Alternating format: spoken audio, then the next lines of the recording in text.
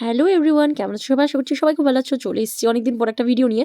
আসলে ভিডিওগুলো করে রাখা হয়, এডিট করে পোস্ট আর করা হয় না, যেহেতু ভয়েস দিতে হয়। আমি ল্যাথকে কাজ করি বা পরে থাকি। যাই হোক, এই একটা শাড়ি আমার কাস্টমার আমাকে দিয়ে গেছে, দুটো শাড়ি, তার মধ্যে এটা একটা।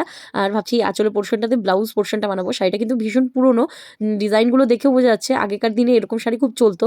আর কাপড়টাও না অনেকটা একটু নরম হয়ে গেছে আর কি। তো এইটা হচ্ছে ভেতরে লাগাবো, না হলে না কাপড়টা অনেক পাতলা লাগবে। জামার ভেতরে না কাপড় লাগাতেই হয়।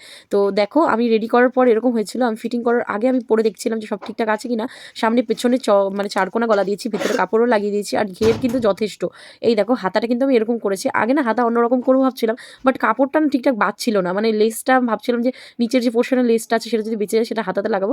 তো আমি রেখেও ছিলাম, বাট দেখলাম হলো না। তো ভাবলাম এইভাবে করে দিয়ে দেখতে বেশি ভালো লাগবে। আর পেছনে একটা ফিতে দিয়ে দিয়েছি, কেন বলো তো, চারকোনা গলা তো, নাহলে গলা থেকে খুলে পড়ে যাবে। খারাপের জন্য কিছুদিন কাজই করতে পারিনি, কতগুলো কাজ জমেই আছে। সেই কাজগুলো আস্তে আস্তে করবো, আর যেগুলো সামনে সামনে থাকবে না সেই ভিডিওগুলো তোমাদের সাথে অবশ্যই শেয়ার করে দেবো সঙ্গে সঙ্গে। কেন বলো তো, আমার ফোনে মেমোরি পুরো ফুল হয়ে গেছে, আর এইদিকে না এডিট করে পোস্ট করতে মনে থাকে না।